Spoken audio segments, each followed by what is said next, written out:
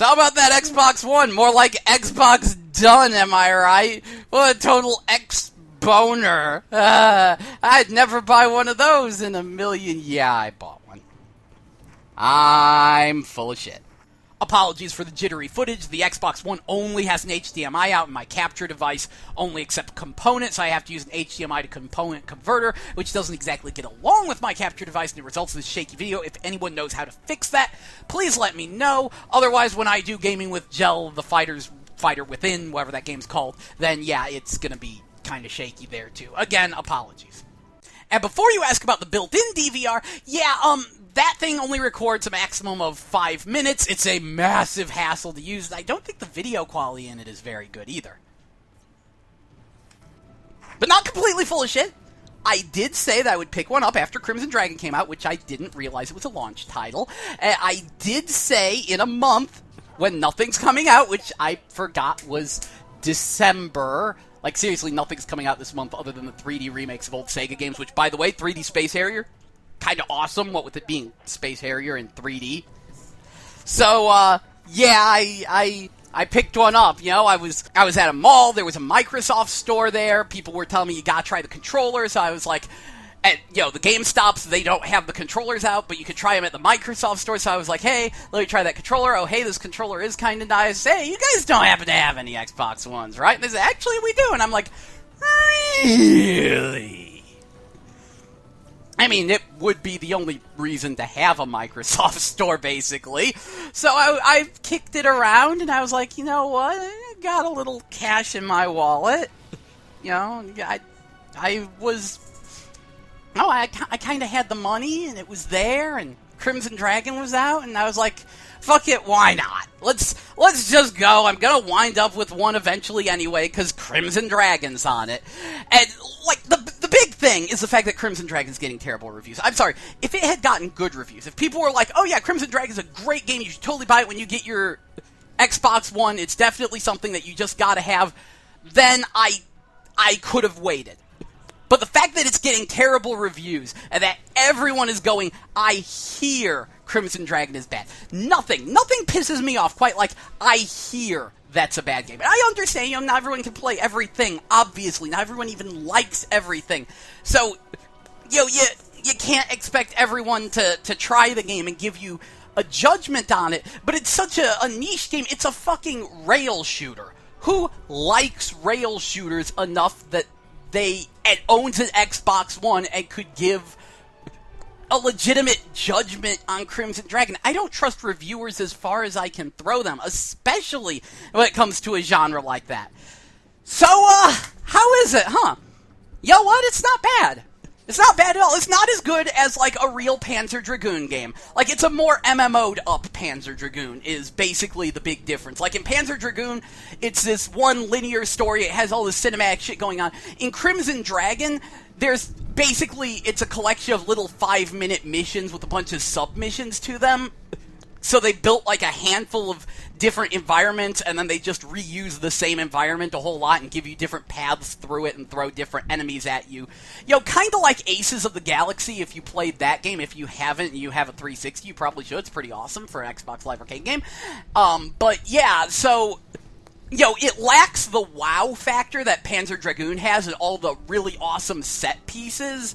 It's a little blander, and it can get tiring faster because of that, but it does also mean that it has more meat. You raise dragons, and there's a loot system, and you level them up, and you give them new skills, which is nice, because it means that, like, it's not just all homing lasers everywhere. There's, like, a bunch of different moves you can get, and there's elemental affinities and shit. And, that's actually really neat. People are saying that the control is really terrible. What it is you control the dragon and the reticle separately with the two analog sticks. And the speed the dragon moves at depends on the dragon's agility. So there's, like, a couple of dragons that are unplayably slow, and even the good dragon feels a little unresponsive because you're not supposed to be directly controlling them. You're controlling the rider, controlling the dragon.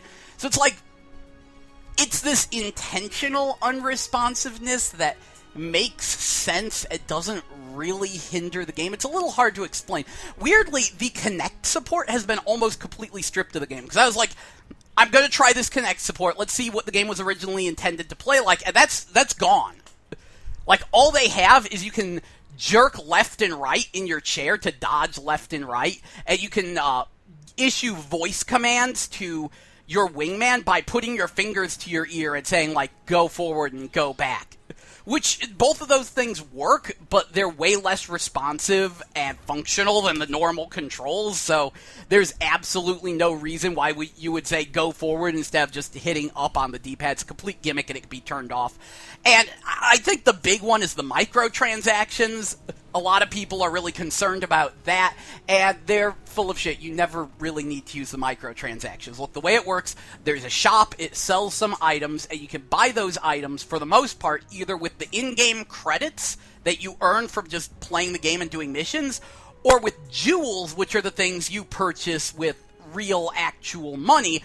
But you can also earn jewels by completing the super hard challenges. There is only one item that requires jewels to purchase. That's like the super awesome item pack. Like, it's sort of a Mass Effect 3 item system where it's like you buy a pack that gives you a handful of items. And the revival gems, the things that let you continue in stages, can only be purchased with in-game money. So that way they literally aren't, they aren't literally sapping you of your cash with the difficulty of the game. And the game's, I'm playing it on classic difficulty. Like, I hear they patched the difficulty level, but they give you an easy or hard choice, and I'm hoping that the classic choice that they give is just the way it launched at. Because if so, yeah, it's a little tricky, but I appreciate that, because, it's a rail shooter, so those don't usually get to be very tricky.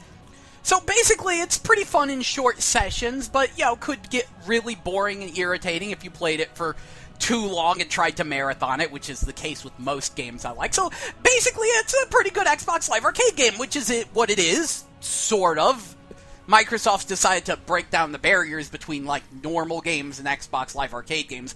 Now they both appear in the same shop, and the only difference is that what we would normally consider a quote-unquote Xbox Live Arcade game is a $20 digital-only game, but there's, like, no differentiation between them, including the fact that there's no longer a requirement for demos, which is something I'm very disappointed in. Like, I'd like to try a demo of Loco Cycle. I'm not going to just drop $20 on it. I'm kind of interested, but the star rating on it's surprisingly low. I'm iffy. I'm not sure. Kind of just spent a whole lot of money, and I'm really disappointed that they got rid of demos. I'm also disappointed that a retail game costs the same digitally as it does physically, which is stupid. I mean, there should be like a $10 difference between them. There should be some benefit to make up for not having a physical copy of the game, other than, it's always on your hard drive. Especially with how big some of these games are. Like, even the quote-unquote Xbox Live Arcade games, like, I think Loco Cycle is like 12 or 15 gigs. Like, these things take up a hefty chunk of gigage. We're gonna run out of that 500 gigs really, really fast, considering what happened with my PS3, and I'm really starting to wonder if people are getting lazy. Actually, speaking of the core game system, I think the interface is actually really bad. Like, it's incredibly confusing, and it's hard to find things. I frequently find myself going, okay, where do I go to do what? Like, when I load up a disc-based game, which, yes, it does require them to install before you can play them, and I'm looking around trying to figure out, it's in the lower right-hand corner, and isn't well labeled. It's all really baffling, the way they have it set up. Like, it's not an intuitive interface. I like the idea of the Snap 2, which is where you can have, like, the second window off to the side for, like, Skype calls or your Xbox Live Party or YouTube or watching TV and all that. That's really neat. I like the idea of, multitasking while gaming, but they haven't set that up very well. Like, it really doesn't work well without voice commands. Like, to switch between controlling the game and controlling the second Snap to screen, you have to double tap the home button. But single tapping the home button just brings you back to the home. So there's a lot of times where I've tried to switch to the other window, and I wind up accidentally minimizing the whole thing. What, you couldn't afford to put another button on the damn controller? A nice switch to the Snap to button? And I have yet to figure out a way to close the Snap to window without voice commands. I have to tell it to unsnap the Snap to window. And speaking of voice commands, they do work way, way better now, but the system will still overhear you at inappropriate times. In fact, the fact that the Kinect is always on and always listening to you can cause problems. Like, I was in the middle of playing a game of Killer Instinct with a friend, literally in the middle of a fight, and all of a sudden, the fuck out of nowhere, it tries to bring up the TV guide that I haven't set up. So I can't control Killer Instinct. I can't get back to Killer Instinct. I can't even talk to my friend who I'm playing Killer Instinct with, because all of a sudden the Xbox just opened up some random-ass thing. This has only happened once, but I've already seen it doing some pretty questionable things sometimes. Like, I was watching some YouTube, and yeah, it would start listening a whole lot to the people screaming in the YouTube videos that I was watching. It didn't do anything yet, but I was like, you shouldn't be overhearing that, Kinect. You shouldn't be listening to that. Speaking of YouTube, they are using the same YouTube app as the Wii U, which is unfortunate because that thing's a piece of crap. Like, seriously, the Wii U Xbox One YouTube app didn't even let you view other videos on the same channel until a very, very recent update that kind of went with the launch of the Xbox One. It is incredibly baffling to use and navigate. It is sluggish. It is unintuitive. I cannot stress how confusing it is. Thankfully, just like the Wii U, Microsoft does have a browser built into their console. You can watch YouTube through the browser, but it's having the same problems that it has on the Wii U, which is every time YouTube fucks with its back end, it breaks the thing, and they have to update it. So they have to update their browsers to keep supporting YouTube. Every time YouTube updates, the browsers need to update. There's a lot of times where it'll just say this video is not available on this device for no readily apparent reason. And this is going to bite Microsoft in the ass, interestingly, because they've decided to incorporate the web browser into their games. They have this thing called some of their terms, the community meld, which is this little sidebar where you can see other things from the gaming community, and like it has links to the web browser YouTube videos of Microsoft people like giving you hints on the game.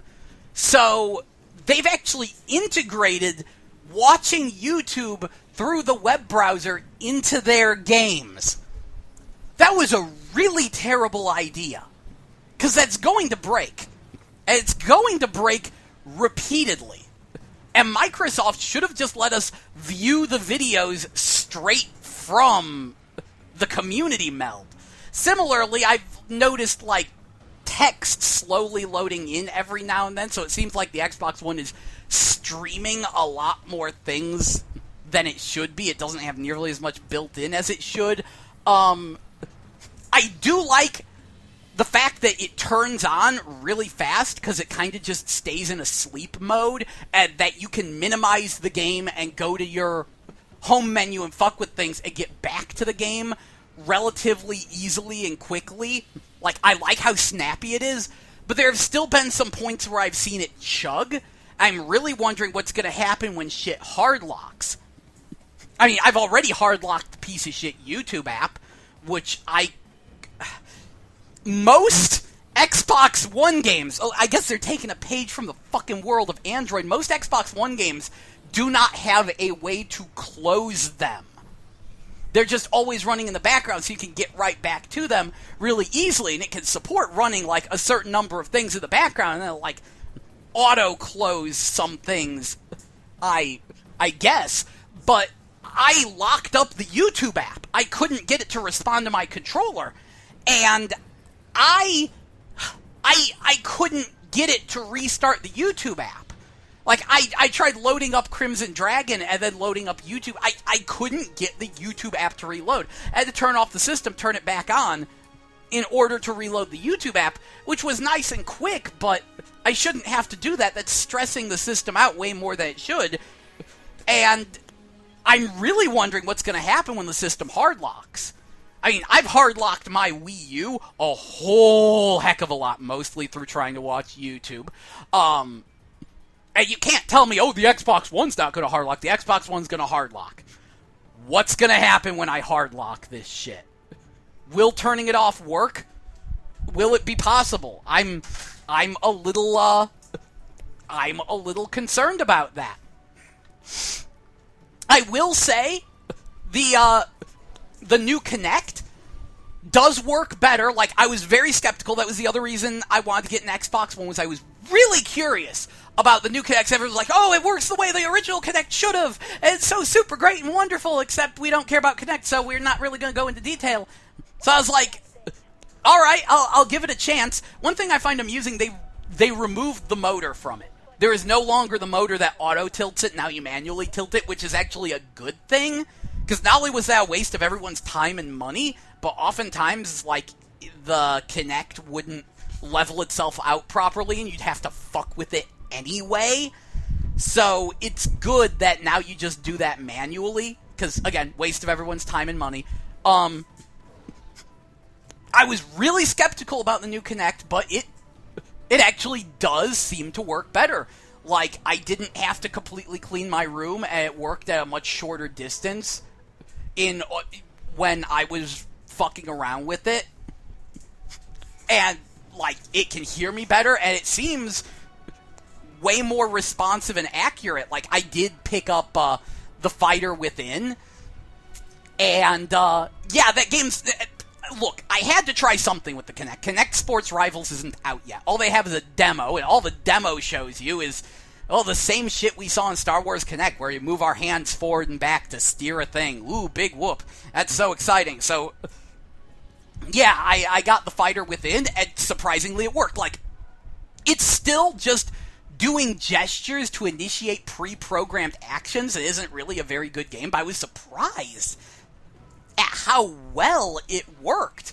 Like, it didn't really misread me much, if at all, and it was responsive and functional, and it's pointless, because we're doing something that could have been done with buttons, and I haven't seen any one-to-one Kinect-controlled stuff yet, so, yeah, we're not out of the woods yet, but it is working the way the original Kinect should have worked. I just don't think there's quite a point to it yet. Yo, again, Crimson Dragon, I'm playing that with the controller sitting down, but it still detects me leaning left and right in order to dodge things. That's good. Like, that was what they were trying to do with Steel Battalion, but it just completely shit the bed. It's nice to see that working. Having said that, weirdly, I have yet to see a Kinect game with a functional interface. Like, even Kinect Sports Rivals, I started it up, and I'm on the main menu, and I can't figure out how to start the game. I'm yelling start, I'm waving my arms around, I'm hitting the start button, hitting the A button, hitting every button on the controller, fiddling with the analog sticks. You know what I had to do? I had to hit the D-pad. Like, it was either down or to the right, in order to highlight start, and then click on it with the controller. What? This is a Kinect game! Why can't I navigate the menus using my hands?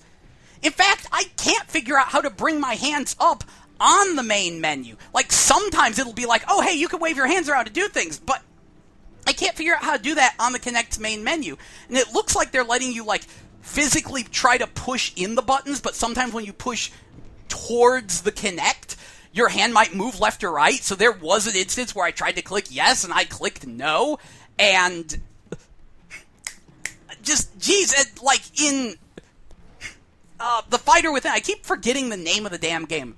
In The Fighter Within, I don't know how to scroll through the character select with my hands. Like, I can select things with my hand, but I can't move to the left or to the right. Like, I've tried swiping and doing... Also, I don't know.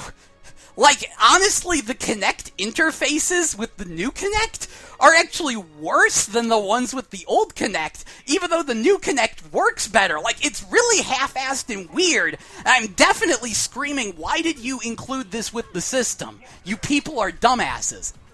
Of course, you're probably going to ask about Killer Instinct, and I gotta say, I feel bad that I didn't defend Double Helix earlier. No, seriously. Like, remember when the game was announced and people were like, Double Helix, they just made a bunch of crappy licensed games. They're full of shit. Yeah. Except, like, there was only one non-licensed game they made, and that was Front Mission Evolved. And guess what people said? I hear that game's a piece of shit. They didn't actually play it. I did. Game was fine. Ran great, looked great, seemed pretty respectful, was an alright little mech game. Nothing too mind-blowing, but definitely wasn't bad. Yes, I know, Front Mission is a strategy game series. It still has action game spin-offs. I mean, my favorite Front Mission game was that Super Nintendo side-scroll. That was how I was first introduced to it. I remember seeing that and being like, holy crap, it's like Cybernator, but like... more RPG-ish and stuff. That's super neat. I love Cybernator. Like, that's still, like, the Front Mission game for me, so... The name Front Mission Evolved was probably a bad one, but if you look at it as an action spinoff, it wasn't bad. And Killer Instinct, look, I don't like the new look because it looks way too much like Street Fighter IV to me. And I think the dashes are way too short. Like, I'm glad they added in dashes. We needed those, but they're like the same length as Street Fighter IV. Can you tell I don't like Street Fighter IV? So... they're not very useful in the game. It's still really, really hoppy. We need longer dashes. But other than that, I'd say the game is honestly better than Street Fighter 4. I'm shocked at how responsive and snappy those controls are. Like, I was not expecting it to control that well. The way they've done this weird balancing act between the showboaty, slightly mashy, slightly super complicated combo system and the combo breakers, and how they've focused more on making the combo breakers a core part of the game and making them more balanced and really working with them. That was neat. The netcode is really good. I am legitimately impressed with the new Killer Instinct. I really like that it's not a reboot. Like, apparently it is Killer Instinct 3. Which just makes the name annoying, but I'm glad they didn't just go, oh, we're just starting fresh. That always pisses me off. So, I'm legitimately impressed with it, even though it's a blatantly unfinished game. Look, I really can't blame them for how they're releasing that game. Like, I'm sure Microsoft realized at the last minute they needed something to sell people on the Xbox One. The games they had just weren't going to cut it. That Killer Instinct would definitely be a thing. So they were like, who can make this game the fastest? Look, if they waited until they had a full roster, either A, the game wouldn't be out until next year, and then the Xbox One would not have sold anywhere near as well as it did, because a lot of people are picking up for Killer Instinct. And... if they had rushed out all the characters, it would have been a broken piece of crap. Them releasing the game in, like, this weird finished but not finished, we're putting it together as you're playing, not a beta, but not full, the way it is, I'm kind of cool with that. I understand it from a business standpoint, and I guess in a weird way, it's better than having to wait until they have the game completely complete and then going, oh shit, there's a bunch of stuff we don't like. Like, I hear the way combo breakers and combos worked was booed at EVO, and, like, I guess they changed how it's presented. There's a lot of things that could, like, I like... especially with a digital-only game. I wish it had a boxed release. I hope it gets a boxed release in the future. But I do like the concept of, okay, fine, here's an unfinished game, and we're going to listen to a lot of feedback and really try to craft the game to your expectations and make the game you want as it's I kind of like it. I mean, yeah, it's unfinished, but... fun-ass game. I'm really having a blast with it. So Killer Instinct is good. And that really emphasizes the big thing. Yo, in terms of the system, I worry about it. I see it chugging a little too much. I've seen some impressive graphics on it, but I don't know how long it'll last. I really think this system will have a shorter lifespan than the 360. I really do expect this one to be gone in 5 years if it lasts that long. Like, I still think there's a chance that we could just go back to the Xbox 360. That we could just sit here and go, yo, will this thing get games fast enough? Can it really be a successor? I'd kind of like to go back to the 360. I think it's a better system. Even though it's kind of chuggy and basically can't support its own Xbox Live because Microsoft's a bunch of idiots. But, like, I do think the system might have issues in the near future. Maybe these are just launch jitters. Maybe they can work through them. There's a good chance they can work through them. But I am a little concerned. And yeah, it is purportedly a good bit less powerful than the PS4. I had a friend of mine, in fact, where I was telling him I'm kind of kicking around getting an Xbox One. He was like, no, get the PlayStation 4. Get the PlayStation 4. It's going to be so much better. I could kick you, Joe. I'm like, but I want to play Crimson Dragon, and there's nothing I want to play on the PlayStation 4. I want a PlayStation 4. I would have rather purchased a PlayStation 4. Fuck Microsoft. But once again, at launch, Microsoft is weirdly delivering the goods. I think, above all, they might actually get the most important thing with any video game console, which is gamers got a game. Weird though it may be, both of the games I bought my Xbox One for came from Microsoft Studios. Microsoft bankrolled Crimson Dragon and Killer Instinct. And that says a lot. I'm disappointed that they're both downloadable, and, not full boxed games, but it does say Microsoft gets that they have to try to hook everyone in. Because the most important thing with any game console is the games. Gamers got a game. And if you have a game on your console that people want bad enough, they will get it. They will throw everything to the wind, which was probably why Microsoft was being a bunch of arrogant dicks back when they were announcing all their DRM bullshit. I don't think it was until the mainstream media really caught wind that this could be an issue to all consumers and not just gamers that they really realized, oh shit, we're making ourselves look bad. And there was a lot of... I think it was complicated how they had to take that back, and I'm glad they did. I do not think Microsoft understands how you do an all-digital marketplace at all. And I've completely lost my train of thought as to what the fuck I was talking about. Wow. My point is, I don't think the Xbox One is that great, but it does have the games that I want to play on it, and that's the most important thing. So does the Wii U in a way. So congratulations, Xbox One. You gotta say. Do I recommend it to other people? How much do you like Killer Instinct? Because that's the real question. Right now, Killer Instinct is, the reason to own the system. Crimson Dragon is nice, but it's not a system seller unless you think Space Harrier is the greatest game ever made. Pro tip, I think Space Harrier is the greatest game ever made. Even then, it's a little iffy. But, yeah, Killer Instinct is nice, and it's kind of unfinished. That's the Xbox One, alright? I don't think it's that great, but I think it managed to get me to buy it. Well, this has been Gel, and you've been Metabled. See ya!